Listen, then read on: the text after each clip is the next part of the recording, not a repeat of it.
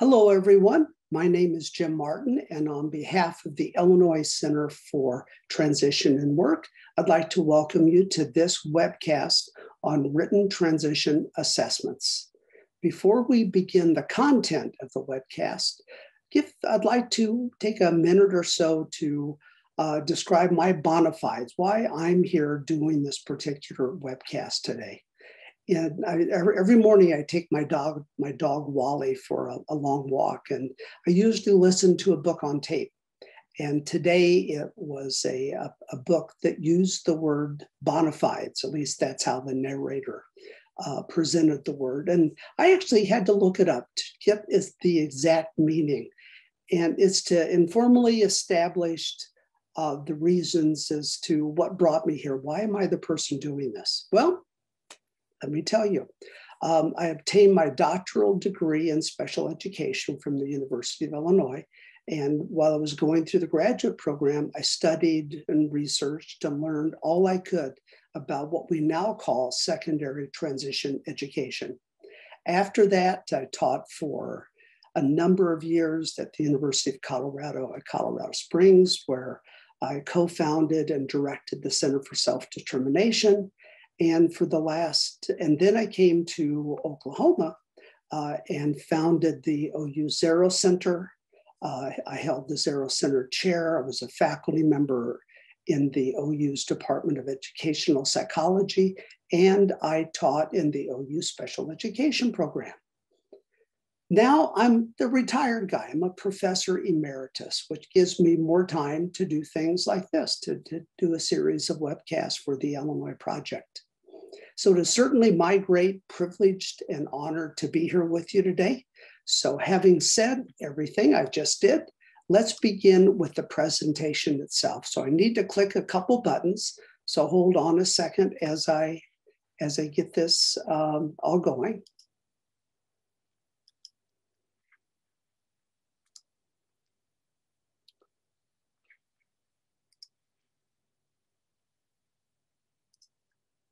There, you should all see this now. The Illinois Center for Transition and Work are the sponsors of today's broadcast. Our topic, as I already mentioned, is written career interest assessments. Now, my focus on written ones, because many students with IEPs can read, and the degree of reading, as we know, varies from reading very, very well to struggling with reading. And there's no lack of written career interest assessments. There are those that exist that the district or school can spend hundreds or thousands of dollars on every year. And some of those are good. Some of those don't have a smack of evidence supporting their use. And so our focus with this particular webcast is upon two types of written career interest assessments that are well received, are used a lot, and are free. So let's look at these. So what we're going to do today first is I always begin my presentations with a description of what the purpose of special education is. And here the purpose will be upon post-secondary employment after high school. We'll look briefly at transition assessment fundamentals. And as we go through the different assessment processes, as well as to begin, we'll look at the questions and benefits of using career interest assessments. And then we'll review two often used interest inventories. And ones that if you haven't seen them, I really hope you look at them, because students and educators I know really like to use these with their students. Although, before we even jump into it, the key is finding an interest inventory or an interest assessment process that matches your students' needs and abilities is what's critical. And so these are two assessment types, or two assessments that will give you a couple more tools in your tool chest to think about as you begin building a transition assessment battery for each of your students. So let's go. We got a lot to cover, so fasten your seatbelts. The purpose of special education. Purpose of special ed is to provide a free, appropriate public education that emphasizes special education, related services designed to meet students' unique needs. It's a strong statement.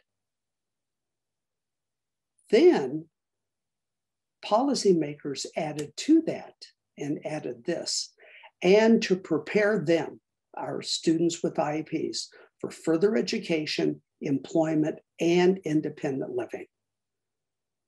Wow, so this means then if you are a third grade teacher of students with IEPs, your focus is on preparing these third graders for life after high school.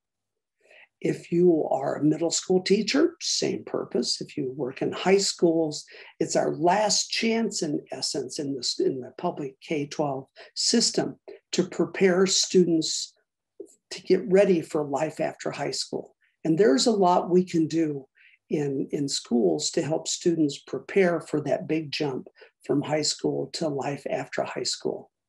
And a big part of that is employment. What do they want to do? How are they going to do it? What are their interests and skills and so forth?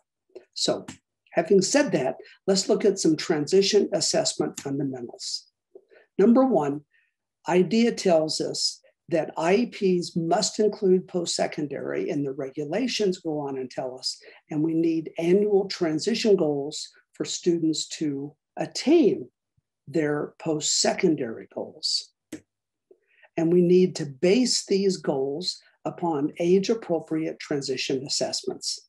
And I'd like to expand that a bit. Age-appropriate to me means many things. It needs to be something that is culturally responsive, and it matches who the student happens to be, and it's based upon their ability to understand. It's a useful tool for the student and their family. I mean, one of the, and you won't believe this, but I've actually seen this. Some districts have just passed a mandate. Everyone in school is going to use this assessment, whether they can read or not. They use this written assessment. Well, that's, to me, that's akin to academic abuse, because having somebody take an assessment, an interest tool of that they can't read, why bother? It's just a waste of everyone's time. So we need to match the assessments to the person's skills and abilities.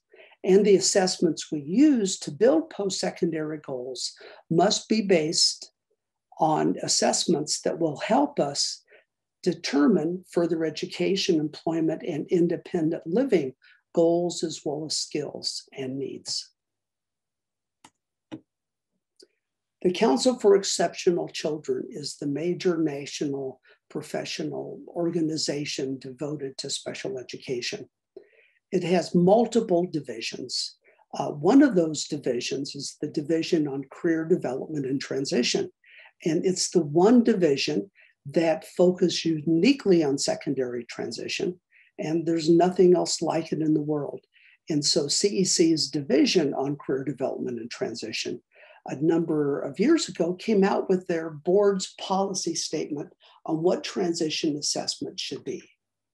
And basically, this professional division said transition assessment is the ongoing process of gathering data on individuals' needs, preferences, and interests as they relate to the demands of where they are now, as well as future working, educational, and living environments. And the assessment data will serve as a common thread in the transition process and forms the basis for defining IEP goals and services. Think about that for a second. So our professional literature, the professionals in our field, define what transition assessment ought to be and what it looks like. Then when the federal special education laws decided to look at, when the policymakers who are behind our special education laws decided to focus on transition, guess what they did? They pulled directly from the professional literature to describe what transition assessment ought to be. And this is it. And it needs to focus on the student's role as a future worker and citizen. Student choice is a major theme.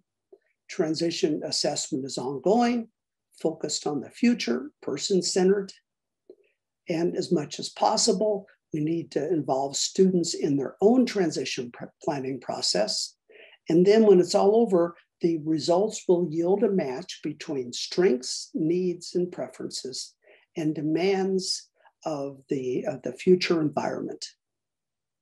So taken together, this is what transition assessment happens to be. The courts, the federal district courts have also been engaged in litigation about transition, and in particular about transition assessment. Prince and her colleagues a few years ago looked at district court findings, and in particular about the transition planning and transition assessment. And this is what they found. But before I tell you what they found, the due process hearings that we do within a district, within a school and a district, those, if they're not resolved to everybody's satisfaction, the parties can appeal it to a higher level. And ultimately it could go to the federal district courts. And these those former school due process hearing decisions are what the courts are re-examining. And so this is what they found. Just like what the law said, just like what the best practice in transition says, is we need to use multiple assessments. The law says assessments, and which is plural, meaning we have to use more than one for each of our students' transition assessment batteries that we create for them. And they've expanded it and said we have to do this across multiple transition domains. We just can't do an interest inventory alone. An interest inventory is fine and useful in many cases, but what else are we going to assess to find students' strengths and needs in relation to what they need to learn to be successful when they get out of school? That's what we're looking at, the multiple assessments. And this is something important to remember. At least one transition assessment in a student's transition assessment battery needs adequate supporting validity and reliability data. Adequate supporting validity and reliability data. In other words, at least one of the assessments we use needs to have meaningful psychometric properties behind it. Once we have an assessment like that, or a process that produces reliable and valid results, we can use informal assessments, or those assessments that do not have adequate supporting validity evidence. And into that pool will come informal career interest assessments. And many of the career interest assessments used in the school today classify into the informal category, or no supporting validity evidence. Districts or states, schools will oftentimes spend thousands upon thousands of dollars annually to purchase written interest assessments with no or very little supporting validity evidence. Amazing. And the district courts have confirmed what DCDT said in their policy statement, that we have to maximize student participation in the transition planning process, which includes the assessment process.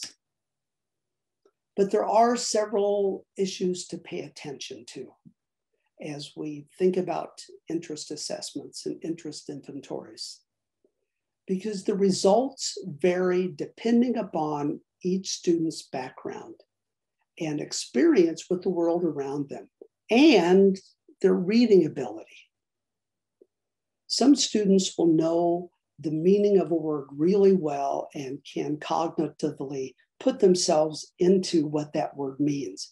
when they say, I think I'd like to do this or not. One of the interest inventories we'll be looking at ask, would you like to build cabinets? I think that's the question.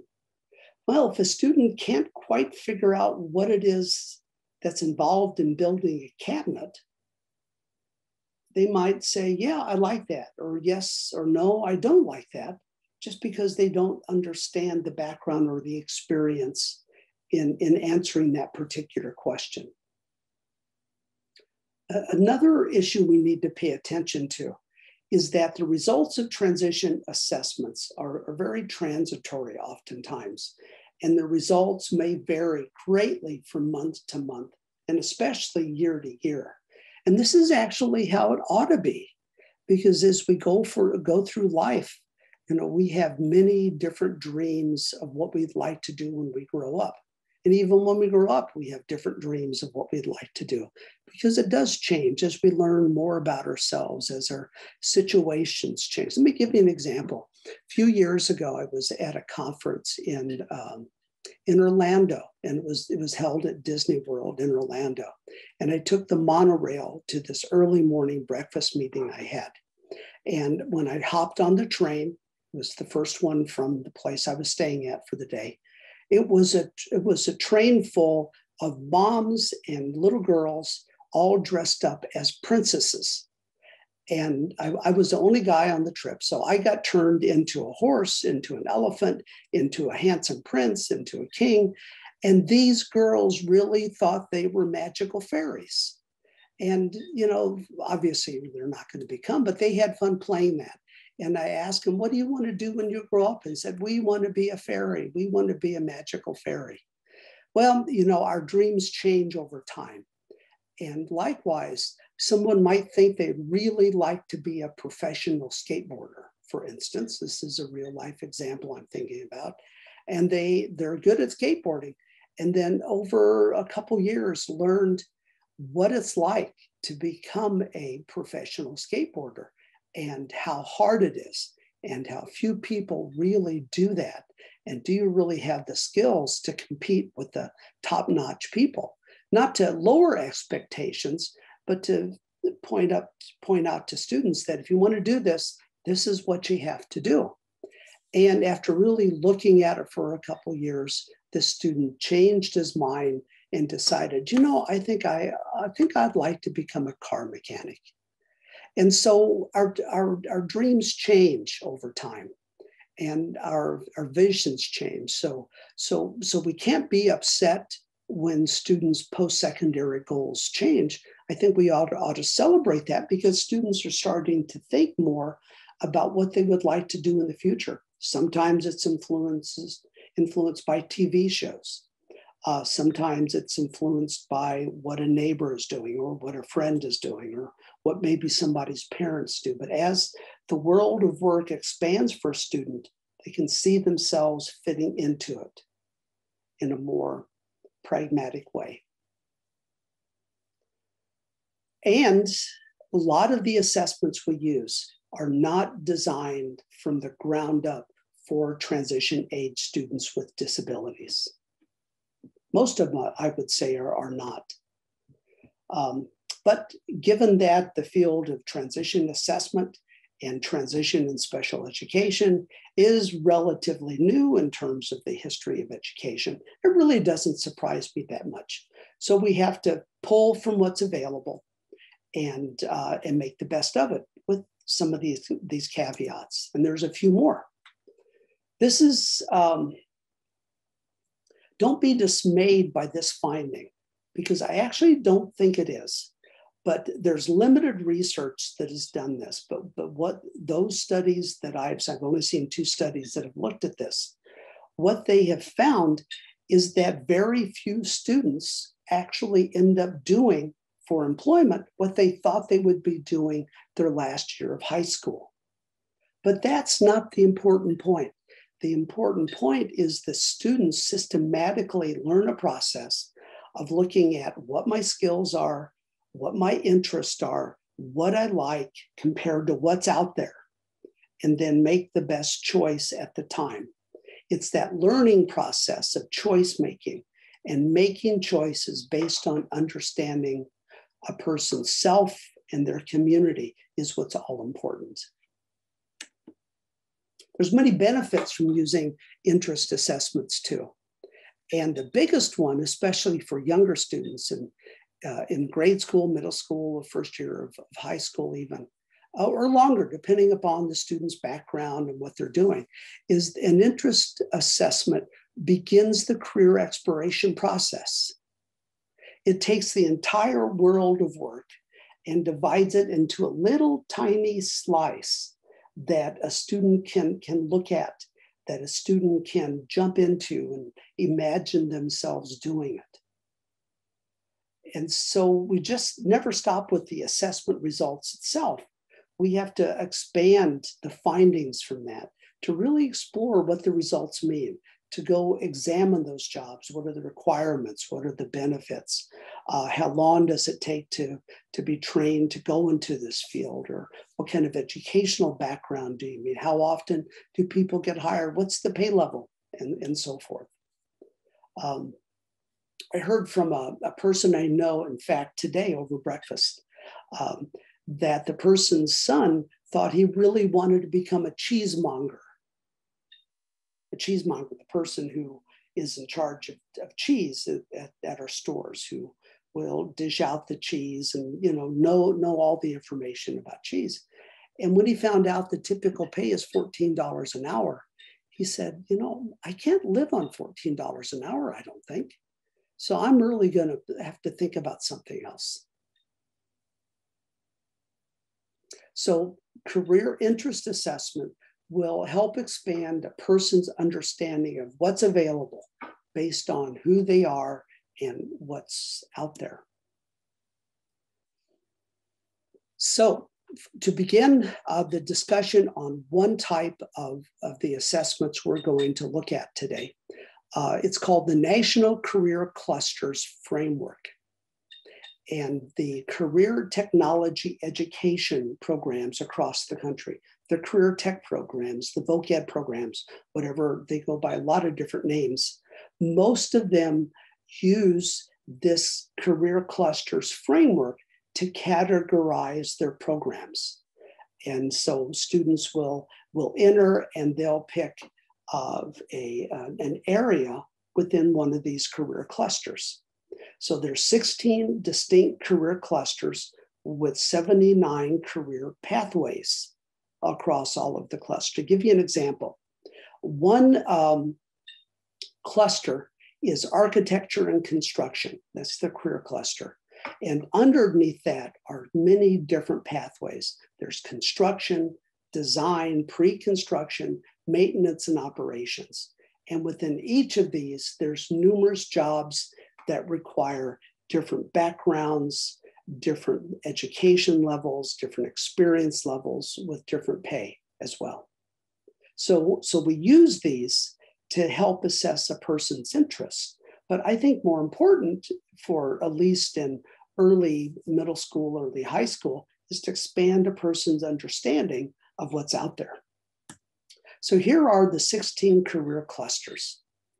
I'm not going to read every one of them, but you can look at the screen and see what they all are, or just Google career clusters framework, and you can go into these in more depth.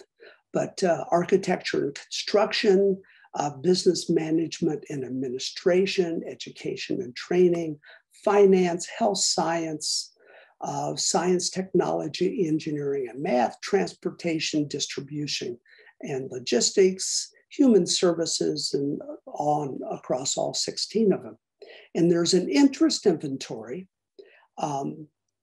that assesses where somebody fits at this moment today in one or more of these career clusters. And it's called the Career Clusters Interest Survey. It's free. We'll first look at a paper pencil version, and then we'll look at an online version. As we begin this, I want to tell you a story. My wife used to teach students with emotional behavior problems at the high school level.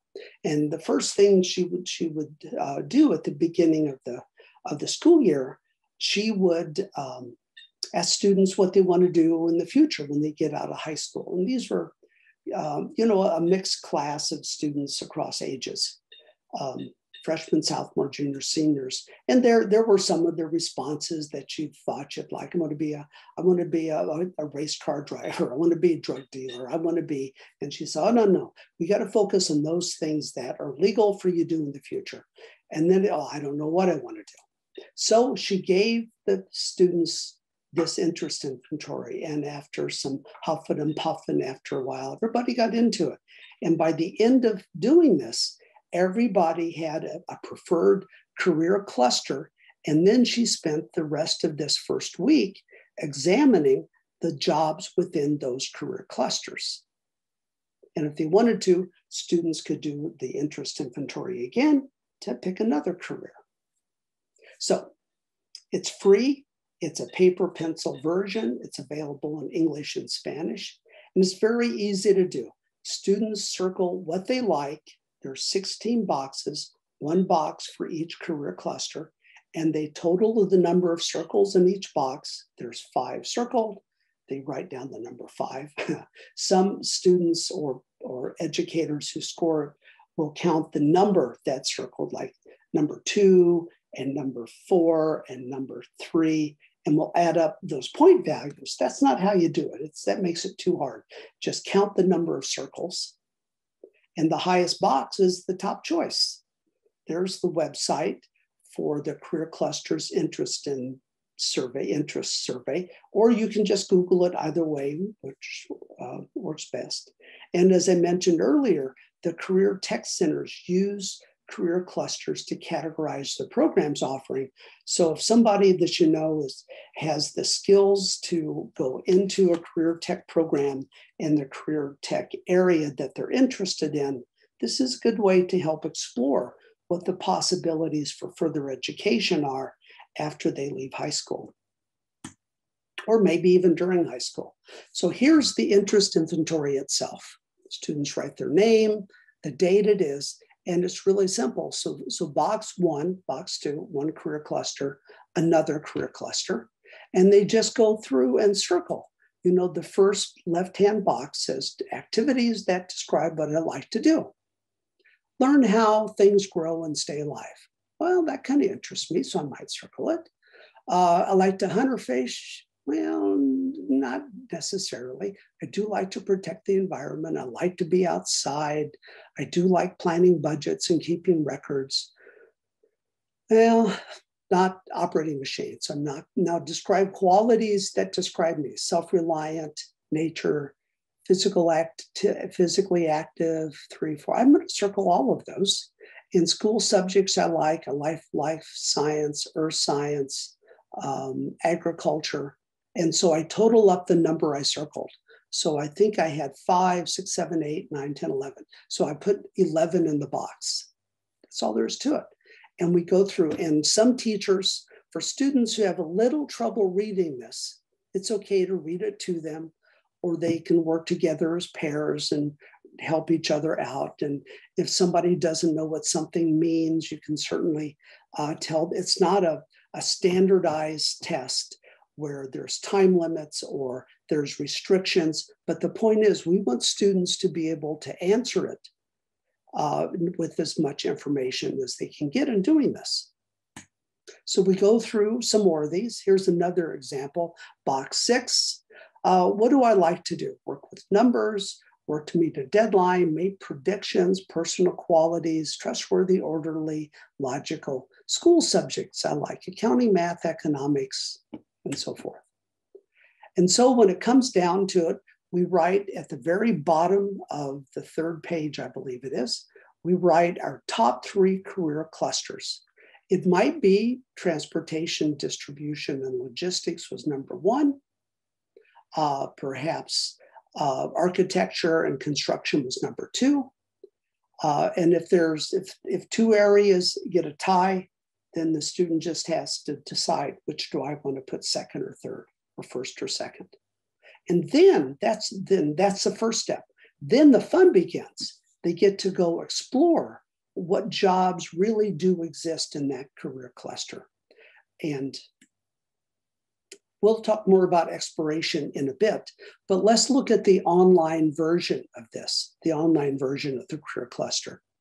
It's like the paper pencil version, but the questions differ a bit, and I didn't do a actual reading test on it, but in looking at the online version and paper pencil version, it seems to require a little higher reading level.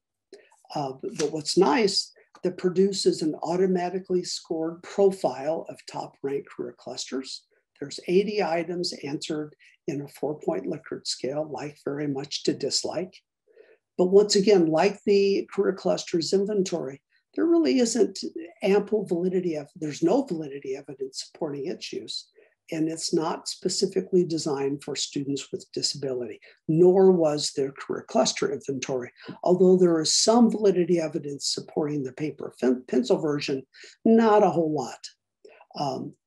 And the one study I did see on the paper pencil version of the career interest cluster found that it favors some clusters over the others.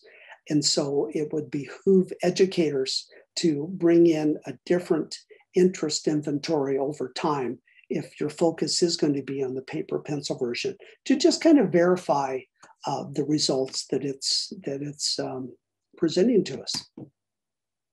So this is the career cluster inventory, and we're going to click and launch it. And this is what it looks like. You know, we just click what I like to go fishing, help build a stone path for your backyard, act in a school play, answer the phone, be the banker when playing board games. And then there's a question mark. If someone doesn't quite know what the key word is, like be the banker, it defines what the bank keeper might be. Cool, isn't it? And then when you're done, it automatically produces this profile. And you can see that this person's top choice is engineering and science technology, followed by finance, followed by transportation system. And those two were a tie. And so the next step then is to go into each of these, or we'll take the top choice first and explore what's in there. And teachers have a lot of fun with this. It can be done to write papers on what their job options are and which one is the best match for the student, or what would the student like to do based upon the training requirements, the experience that's required, as well as the pay and how often does someone get hired in this field. Does that make sense? So it's the online career clusters inventory and the paper pencil interest inventory. Now we're going to go look at a different interest inventory. It's called the ONET Interest Profiler. It's sponsored by the U.S. Department of Labor. This particular one has ample validity evidence supporting it. It's a well-made online assessment. It's kind of harder to read in some ways, so we have to make sure the reading level matches who the students happen to be. There are 60 items, and students will rank order their preference on a 5-point scale. And it uses the Holland Career System for results. And we'll go into what the Holland Career System is when we actually look at the results profile. But what's important, it's free. But remember, it's not designed specifically for transition age students with disabilities, but many educators use it for supplemental vocational choice information. And what I really like about it, whether you get the results from the interest profiler system or the career interest profile, paper pencil, online version, or another interest inventory, it has a great wealth of information that specifically can be used for career exploration. And the website to find it is mynextmove.org, explore /IP for interest profiler. So here's what it looks like. As I said, there's 60 questions, And students will go through and just click. Once again, you can read it to them individually. You could read it to them as a group, or just wait for students to ask questions about it. If somebody can read this, it doesn't take them long to go through, but some of these students may have no experience with it all, like number 9, buy and sell stocks and bonds. When I was in high school, I don't know if I had the foggiest idea what stocks and bonds were. So I probably would have said yuck, because I just didn't know what it was. Develop a spreadsheet, proofread records or forms, lay brick or tile, develop a new medicine, ways to study, reduce water pollution. So as you can see, these aren't specifically for entry-level jobs, but they cover the whole broad spectrum of what's out there for job sites. Assemble electronic parts, drive a truck to deliver packages, investigate the cause of a fire, paint sets for plays, start your own business, keep shipping and receiving records, calculate the wages of employees. And here are the results. When you're done, this is the results profile that you get. The Holland career system breaks all the jobs into these categories: realistic, investigative, artistic, social, enterprising, conventional. And so as we can see, this person who went through and did it was highest with E, and E is enterprising. Enterprise, being an entrepreneur, starting a business, those types of things. The second highest is C, which is conventional, like more conventional type jobs. But that's just a broad description. And then students will go in and click on the area they like the most. Isn't that cool how that works? They click on, say, in this case, E, enterprising. They can go in and learn more about what jobs exist in that area, and then they can go explore online the different jobs that comprise the enterprising group of jobs. But wait, there's even more that's available here. There's job zones. And the job zone, the part I think has great relevance for many of our students, is the one about preparation. How much preparation, post-high school preparation, do you want to engage in to have the job of your choice? Little or no preparation, some job preparation, a medium job preparation, high job preparation, extensive job preparation. And then it will give lists of possible jobs with matching what the choice would be that the student picked for the amount of job preparation. Then it gets to explore the different types of jobs in an area. So careers that fit interest and preparation level. So my job zone area is 2. Remember what 2 is? 2 is some job preparation. So in my job preparation and my interest area that I chose, here are some of the jobs that I would like, that I might like, that match my preparation and my interest area, like an aircraft cargo handling supervisor, or automotive glass installer and repairer, or baggage porter and bellhops, or a bailiff. And then we can click even further, the bright outlook, a green job. There's actually registered apprenticeships available in these particular fields. So if it's a yellow bright outlook, means that there's many job openings in that particular area. Green, it's an environmentally friendly job, and so forth. So we go in and say, click on aircraft cargo handling supervisors. And this is what we find out. Look at this. It will tell us the knowledge, the skills, the abilities, the kind of personality traits, and the technology that somebody might have to do. And once you look at this to see if it's something you'd really like to do, you can then follow it in more depth to see how often people are hired in this area and what the starting pay typically is.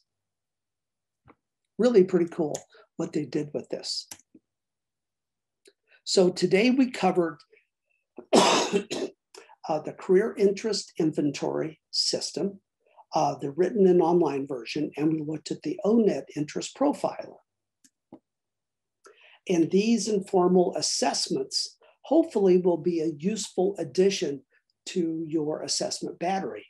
But remember, we can't use them alone. We have to use them with other transition assessments. And there's many. I mean, I can fill this whole room up with individual interest inventories. There's no lack of interest inventories. You can Google, find all kinds of free ones, find those that are inexpensive to being very expensive. But what the point is, when it's all over, we want to find one that students can understand when they complete it, and they provide useful results for the student's family, and the associated educators. And once we start using interest inventories, especially in upper grade school years and on through high school, that students' choice often changes, as it should change as we grow, mature, learn more about ourselves. It's never the actual choice that a student makes, but the process they're learning behind it, which is most important. On behalf of the Illinois Center for Transition Work, thank you for joining us in this webcast on written transition assessments. Thanks a lot. Bye-bye.